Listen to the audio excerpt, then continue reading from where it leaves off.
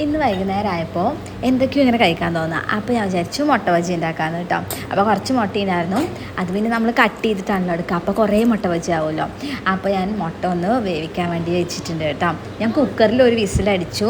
പക്ഷേ എന്തോന്ന് എനിക്ക് അറിയാത്തതുകൊണ്ട് ഞാൻ ആദ്യമായിട്ടാണ് കുക്കറിൽ വെക്കണം. അതുകൊണ്ട് ഞാൻ പിന്നെ ഒന്നുകൂടി തിളപ്പിച്ചു കേട്ടോ. പിന്നെ നമ്മൾ മാവൊക്കെ ബാറ്ററൊക്കെ ഒന്ന് റെഡിയാക്കി എടുത്തു. ബാറ്റർ റെഡിയാക്കുമ്പോൾ കുറച്ച് കായപ്പൊടി അങ്ങനെ ഇടാറുണ്ട് കേട്ടോ. അതെല്ലാവരും ഇടുമല്ലോ. അങ്ങനെ നമ്മുടെ മുട്ട ബജി റെഡി ആയിട്ടുണ്ട്. അങ്ങനെ ഞാൻ ചായയൊക്കെ ഒഴിച്ച് കുടിച്ചു കേട്ടോ. അത് കഴിഞ്ഞിട്ട് നാളെ നൈഹുവിന് സ്കൂളുണ്ട്. അപ്പോൾ ഞാൻ നാളെ വിചാരിച്ചു കുറച്ച് ഈ കുഞ്ഞു കുഞ്ഞ് പരിപ്പോടെ ഉണ്ടാക്കാൻ വിചാരിച്ചിട്ട് ഞാൻ പരിപ്പ് വെള്ളത്തിലിട്ടുണ്ട് കേട്ടോ. പിന്നെ വൈകുന്നേരം ആയാലാണ് എനിക്ക് നല്ല പണിയാണ് കേട്ടോ. ഞാൻ രാവിലെ ഒന്നും അങ്ങനെ അടിച്ചു വരലില്ല, വല്ലപ്പോഴും അടിച്ചു വരുള്ളൂ. കാര്യമില്ല അടിച്ചു വരിട്ട്. അതുകൊണ്ട് വൈകുന്നേരം അടിച്ചു വാരി ഒന്ന് തുടയ്ക്കും. പിന്നെ അലക്കാളത് അലക്കും, വെള്ളം വരും, അപ്പോഴാണ് അലക്കുക കേട്ടോ. പിന്നെ കുറച്ച് ചെടികളുണ്ട് കേട്ടോ. പിന്നെ ഇത് എൻ്റെ കറിവേപ്പില കേട്ടോ. കുറച്ച് ഇലയൊക്കെ വന്നിട്ടുണ്ട്.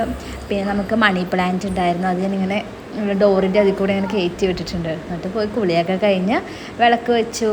അപ്പം ശരി, ടാറ്റാ, ബൈ ബൈ.